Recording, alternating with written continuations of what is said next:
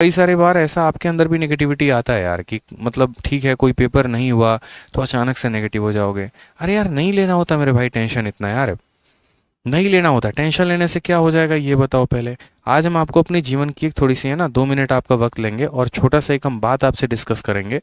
ठीक है, शायद ये स्टोरी आपको बहुत ज़्यादा कहीं ना कहीं आगे लेकर जाए। ठीक, 2018 का वक्त था और 2018 के समय में हम अपनी तैयारी में लगे हुए थे, कोई दिक्कत नहीं है। 2018 से हमने अपनी प्रिपरेशन शुरू की और 2020 में 2 सालों के अंदर हमने अपना पेपर क्लियर कर लिया, सभी चीज़ें हो गई, कोई दिक्कत की बात नहीं। तो 2018 के समय में क्या हुआ, तैयारी हमने शुरू की। तो हमने अपने तैयारी को शुरू करते वक्त जैसे पेपर का माहौल बनता है वैसे ही पेपर का माहौल था कि हाँ सीजीएल होने वाला है, ऐसे है वैसे है। सभी चीज़ें बढ़िया तरीके से हुई। हमने अपने तरफ से कोई एफर्ट में कमी नहीं की। हमने अपने तरफ से बहुत शानदार तैयारी की। प्री में भी बहुत अच्छा मेहनत हमने किया, उसी तरीके से हमने मेंस में भी बहुत अच्छा मेहनत किया, उसी तरीके से इंग्लिश भी बहुत अच्छे तरीके से तैयारी की।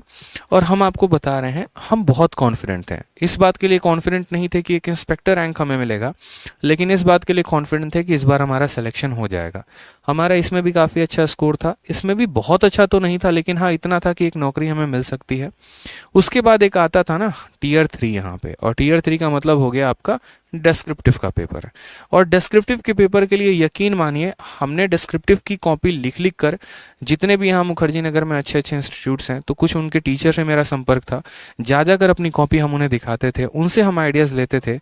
इनसाइट आईएएस हो गया, विजन आईएएस हो गया, इनकी वेबसाइट से हम यहाँ पर आर्टिकल्स को पढ़ पढ़ के हम लिखने का तरीका खोजते थे कि कैसे हम डिस्क्रिप्टिव को लिखें और बेहतर कैसे लिखें और बेहतर कैसे लिखें।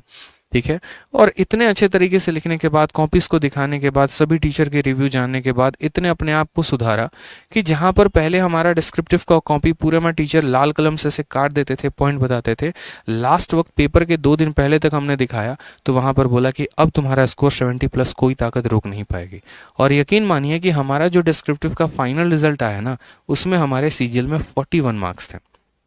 ठीक है, दिमाग जो खराब हुआ था वो अलग लेवल का हुआ था, क्योंकि यहाँ तक हम रेस में थे जीवन में, यहाँ तक हमारे मत्थे पे लिखा हुआ था कि हमारे हाथ में सरकारी नौकरी है, लेकिन यहाँ तक जाते जाते हमें पता चल गया कि अब हम इस रेस से बाहर हो चुके हैं।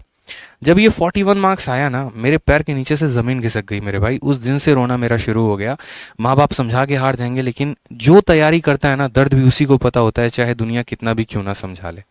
ये 41 मार्क्स आया, हमने कहा कि हमने हो सकता है कुछ गलती कर दी हो सकता है हमारे कॉपी में कहीं ना कहीं कुछ गलती हो। ठीक है, शायद जो पूछा गया था मुद्दा उसके बारे में ना लिखा हो। हमने आरटीआई लगाया, आरटीआई लगाकर अपने कॉपी मंगाई और कॉपी मंगाकर वापस हम पहुंचे उसी आईएएस लोगों के टीचर्स के पास कि सर जिस तरीके से आपने हमारा मार्गदर्शन दिया था हमने उसी तरीके से तो कॉपी लिखा। फिर उन्होंने कॉपी के शीर्ष को देखा कि असल में टाइटल पूछा क्या था, हमने लिखा क्या, और कहीं पर कोई दिक्कत नहीं थी, सारा कुछ परफेक्ट वे में था। ठीक, कॉपी पर जो एग्जामिनर ने भी इनफैक्ट कॉपी मेरी चेक की थी ना, कहीं पर ना कोई उसने सर्कल लगाया था, कहीं पर ना उसने कॉपी में कट लगाया था, कहीं पर मेरे भाई कुछ भी नहीं था। तो फिर ये 41 नंबर क्यों?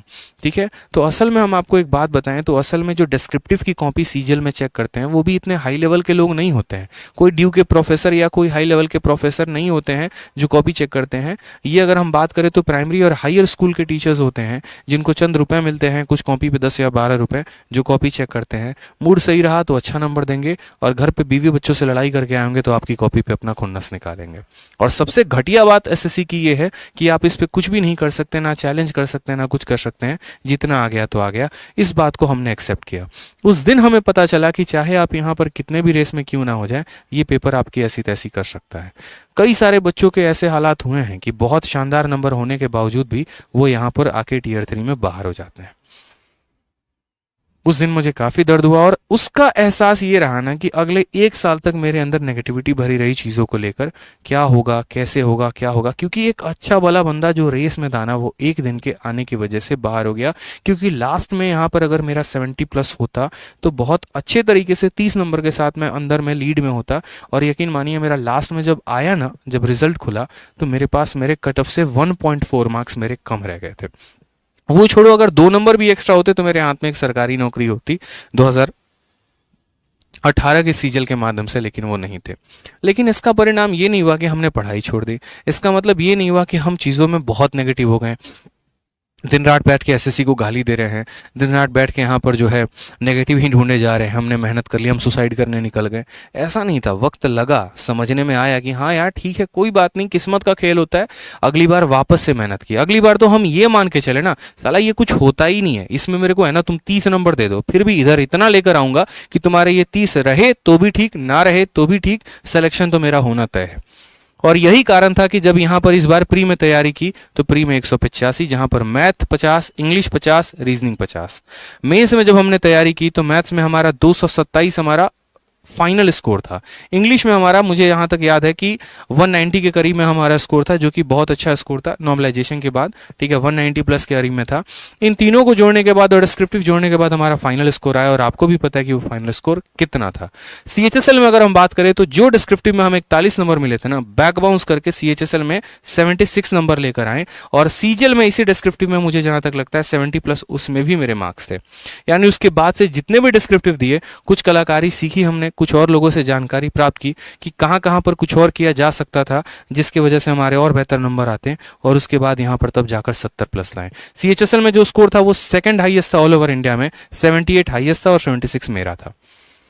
तो होता है मेरे भाई, ठीक है, कुछ पल का होता है, लेकिन इसका मतलब ये नहीं होता कि आप वहां रुक जाओ, ठहर जाओ, अगली बार बाउंस मारो, खतरनाक लेवल से बाउंस मारो। और मैं कहता हूं ना कि अगर 2 कदम आप पीछे ले रहे हैं ना, तो इसका मतलब ये नहीं कि आप डरे हैं, इसका मतलब आपकी छलांग बहुत बड़ी होने वाली है, और वो छलांग इतनी बड़ी होगी कि वो 2 कदम तो मैनेज करेगी ही करेगी, साथ में 10 कदम का लीड भी देकर जाएगी। अब कर लो हमें पीछे, तुम्हें जितना भी करना है, क्या करोगे? तो इसके लिए रोना नहीं होता यार, ठीक है, तो पेशेंस रखो यार।